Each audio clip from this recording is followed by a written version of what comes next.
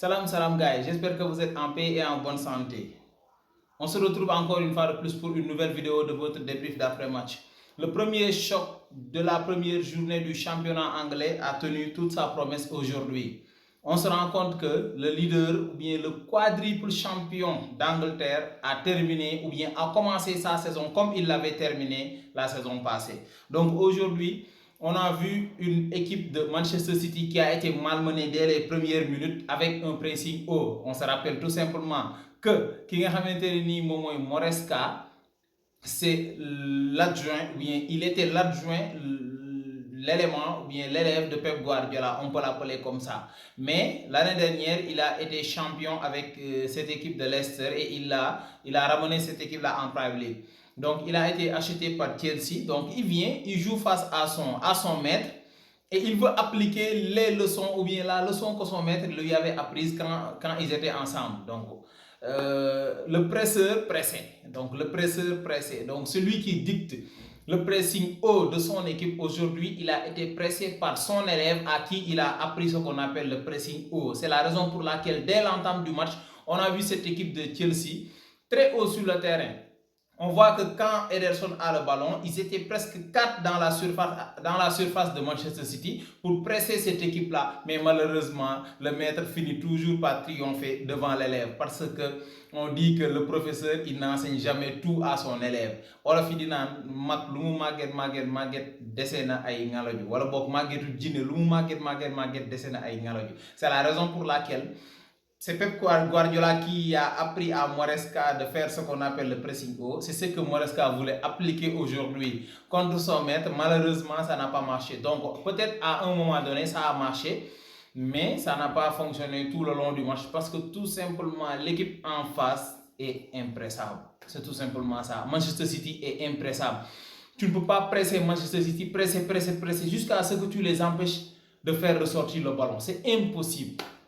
À 2-3 passes, ils cassent complètement tout ton milieu de terrain et ils vont retrouver facilement Kevin De Bruyne qui va servir les hommes de côté, à savoir Doku qui a été exceptionnel aujourd'hui et l'autre là, Savigno, sensationnel, vraiment très dynamique aujourd'hui le temps qu'il a été sur le terrain. Malheureusement, il est sorti à la mi-temps. On espère juste que la blessure n'est pas trop ou bien n'est pas très grave parce que là, vraiment, vu son début de match du moins, ça promet une très belle concurrence avec l'autre là, Phil Foden. Bien vrai que Foden vient d'une campagne à l'Euro, c'était pas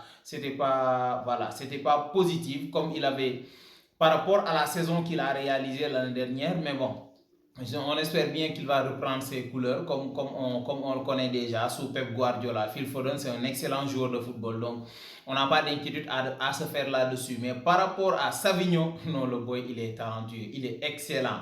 Il a bouffé l'autre là, Cucurella. Alors que Cucurella, je vais en parler, lui, il a fait un très bon match. C'est-à-dire quoi? Dès le début du match, il a eu à malmener l'autre là, ce qu'on appelle Doku, et au final, Doku a changé de position ou bien a changé de côté avec l'autre là, Savigno. Parce que même au départ, moi, je n'ai pas compris pourquoi Doku s'est mis sur le côté droit et Savigno sur le côté gauche. Alors que les deux, c'est un droitier et un gaucher. Donc finalement, chacun a repris son poste préférentiel, c'est-à-dire Doku va à gauche pour repiquer vers l'intérieur sur son pied droit et Savigno vient à droite pour repiquer aussi vers l'intérieur sur son pied gauche. Mais Savigno, au contraire, lui, il a passé tout son temps à faire des déboulés avec son pied droit. C'est la raison pour laquelle Cucurella a eu des problèmes de marquage par rapport au gamin. Parce que tout simplement, Cucurella, le gars, parfois il va piquer vers l'intérieur et il laisse le couloir ou bien il laisse son côté camp. C'est la raison pour laquelle à chaque fois, l'autre il passe sur son mauvais pied et il va faire un déboulé avec son pied droit. Donc parfois il fait un passe en retrait. Donc il y a l'autre là qui vient juste au point de penalty pour tenter de claquer une frappe. Malheureusement, il a tenté ça en première mi-temps, il ne l'a pas réussi et il l'a finalement réussi en seconde période vers la fin du match. Plus précisément, je pense bien à la 84e minute. Il s'agit de qui? Il s'agit de Mateo Kovacic. Exceptionnel. Non, c'est la première fois que je vois Manchester City jouer et je ne sens pas l'absence du rouleau compresseur, l'absence de la boussole, c'est-à-dire Rodri.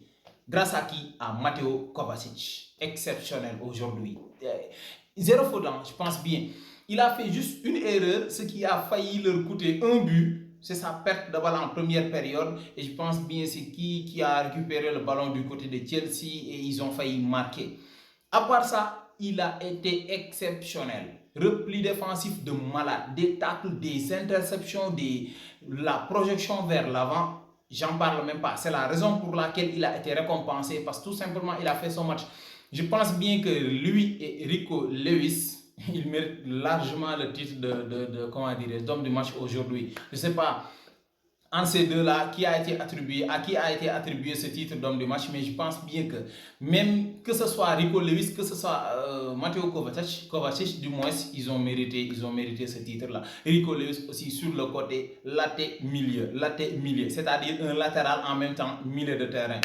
Et c'est-à-dire, il vient créer ce surnombre-là. C'est-à-dire, à la Pep Guardiola, comme il enseigne ça du moins à ses latéraux. C'est-à-dire, venir s'intercaler dans les demi-espaces au milieu de terrain, apporter ce surnombre-là. Zinchenko le fait bien à Arsenal. Malheureusement, Zinchenko, il le fait, mais il joue toujours en retrait derrière avec les défenseurs.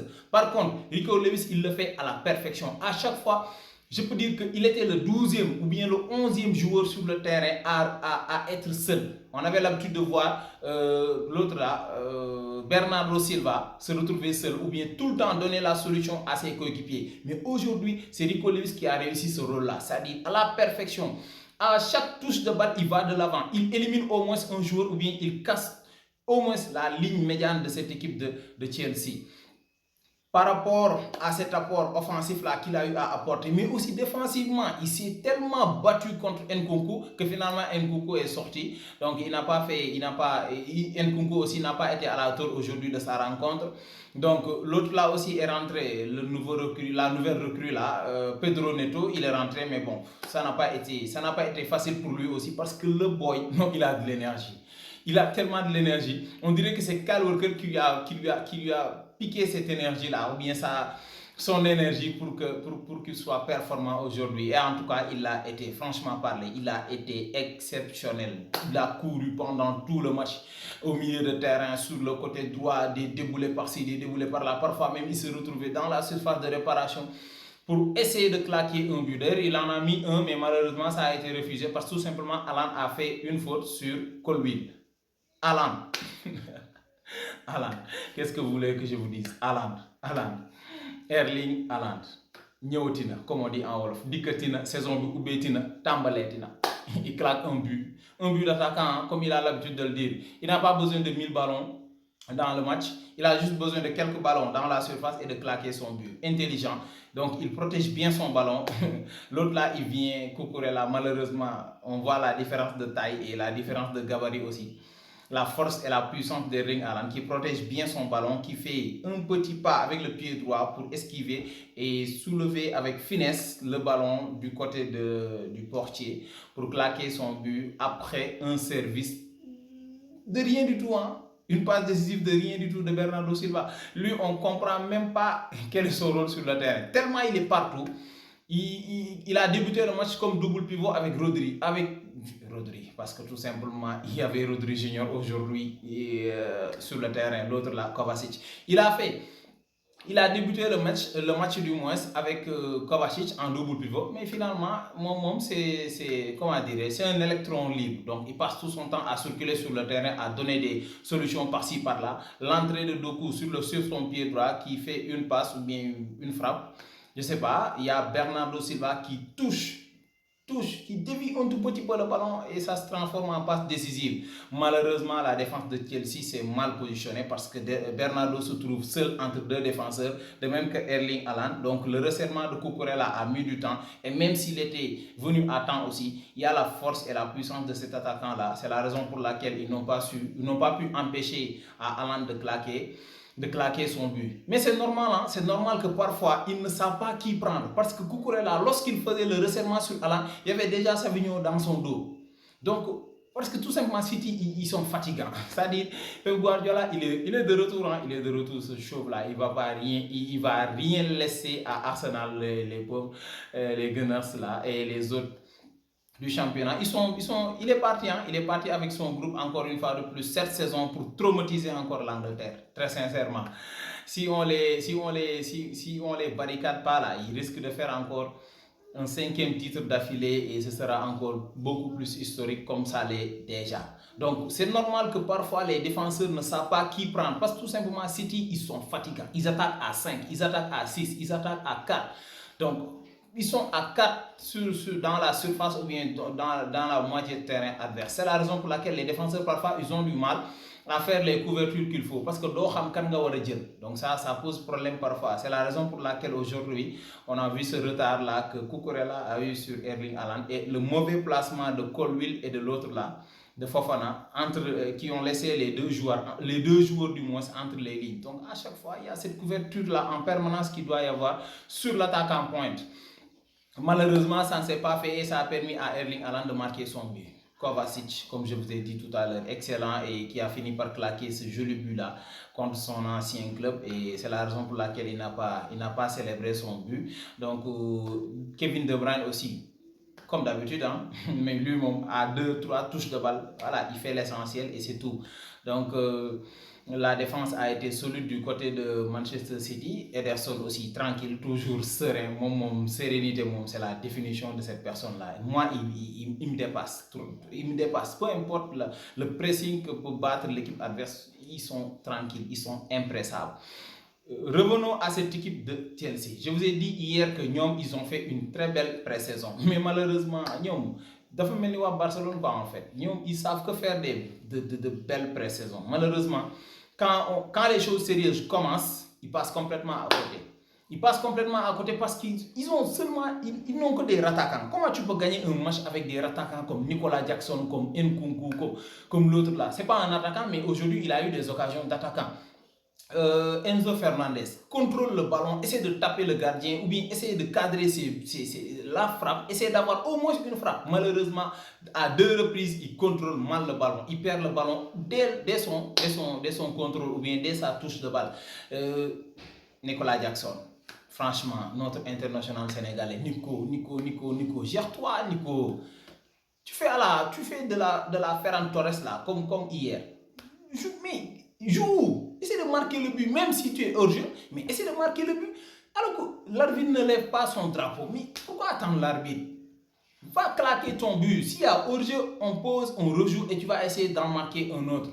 Mais là, tu attends quoi de l'arbitre? Tu attends à ce que l'arbitre lève son drapeau pour te signaler hors jeu alors que tu ne l'es même pas. Nkunku, même chose. Pourquoi à chaque fois repiquer sur son pied droit pour essayer d'enrouler ou bien pour essayer de fermer avec son pied droit alors que tu as la possibilité de fusiller le gardien avec ton pied gauche?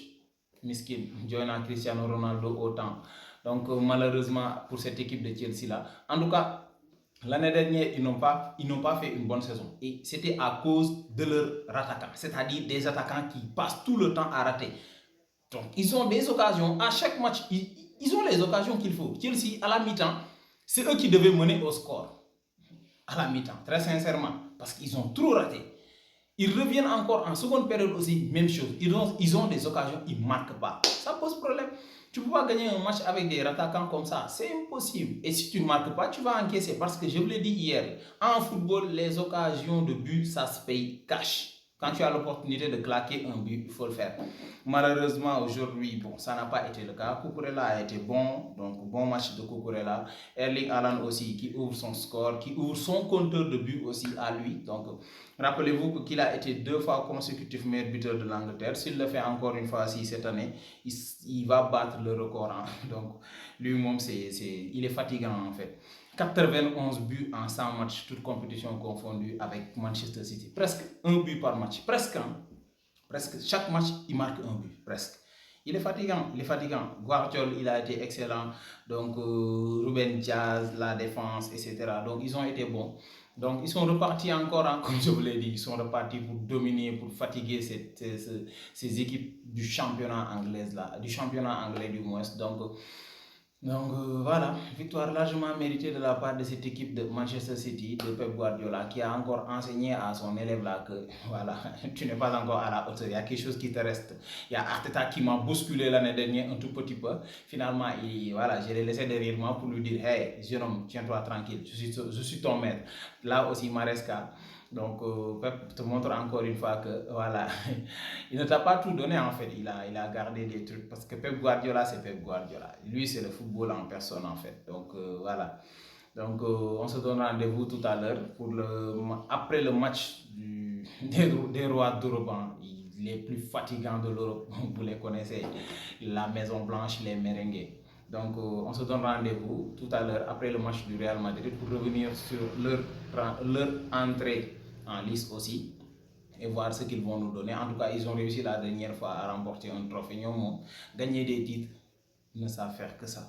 Donc, on se donne rendez-vous pour une prochaine vidéo, Inch'Allah. D'ici là, n'oubliez pas de liker, de partager les vidéos et de vous abonner massivement. Ciao tout le monde.